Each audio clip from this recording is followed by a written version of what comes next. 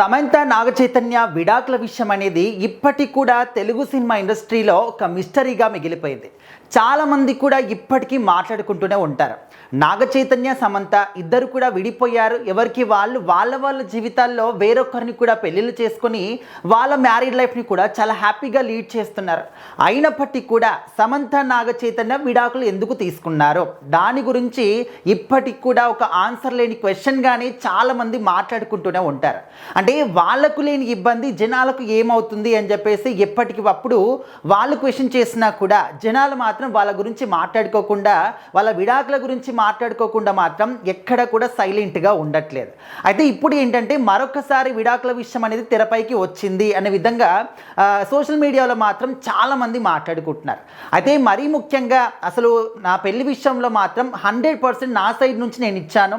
So దురదృష్టవశాత్తు విడిపోయాం ఇద్దరం కూడా అని చెప్పేసి సమంత గారు చెప్పారు అంటూ ఒక వీడియోని మాత్రం చాలా మంది సర్క్యులేట్ చేస్తూ ఉన్నారు. అయితే పుష్ప సినిమాలో మనకు అల్లు అర్జున్ గారి పక్కన ఒక స్పెషల్ సాంగ్లో సమంత గారు చేశారు.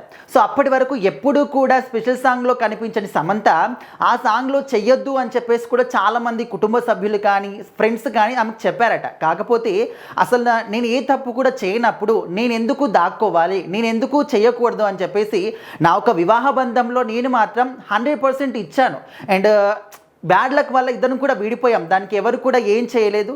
అలాంటప్పుడు నేనేదో తప్పు చేసినట్టు నాకు వచ్చిన అవకాశాన్ని నేనెందుకు వినియోగించుకోకూడదు అని చెప్పేసి తను మాత్రం నేను చేస్తాను అని చెప్పేసి ఆ సాంగ్ చేశారని చెప్పేసి కూడా చాలామంది మాట్లాడుకుంటూ ఉన్నారు.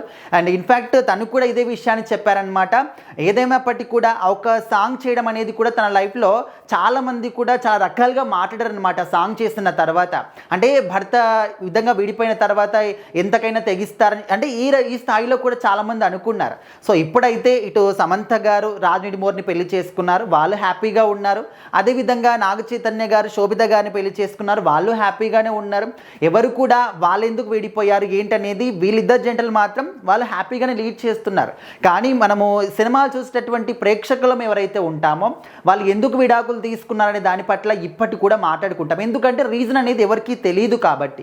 స్టిల్ ఇప్పటికి కూడా అదొక మిస్టరీ అన్నమాట, ఆన్సర్ లేని క్వశ్చన్గానే మిగిలిపోయింది. బట్ ఎందుకు విడాకులు తీసుకుంటున్నారు ఏంటి అనేది ఎవరు కూడా అప్పుడు తెలియలేదు, ఎందుకు తీసుకున్నారు అనేది స్టిల్ ఇప్పటికి కూడా తెలియదు. దాదాపు ఒక 5 years అవుతుందన్నమాట వాళ్ళు విడాకులు తీసుకొని. అండ్ ఇప్పటికి కూడా మనం మాట్లాడుకోవడం కూడా దీని గురించి అంత కరెక్ట్ అయినటువంటి సిచ్యువేషన్ కాకపోవచ్చు. ఎందుకంటే వాళ్ళే దాని గురించి మర్చిపోయి వాళ్ళే కొత్త లైఫ్ని స్టార్ట్ చేసి చాలా హ్యాపీగా ఉన్నప్పటికీ మనం ఎందుకు మళ్ళీ మాట్లాడుకోవాలి అనే దాని పట్ల కూడా ఈ విధంగా మళ్ళీ వాళ్ళ గురించి మాట్లాడుకునే వాళ్ళు ఖచ్చితంగా ఒకసారి ఆలోచించాలి. సో దయచేసి ఇంకా వాళ్ళ విడాకుల విషయాన్ని ఇక్కడితోనే వదిలేస్తే బాగుంటుంది అని చెప్పేసి తన ఫ్యాన్స్ అదేవిధంగా నాగచైతన్య గారి ఫ్యాన్స్ కూడా కోరుకుంటున్నారు.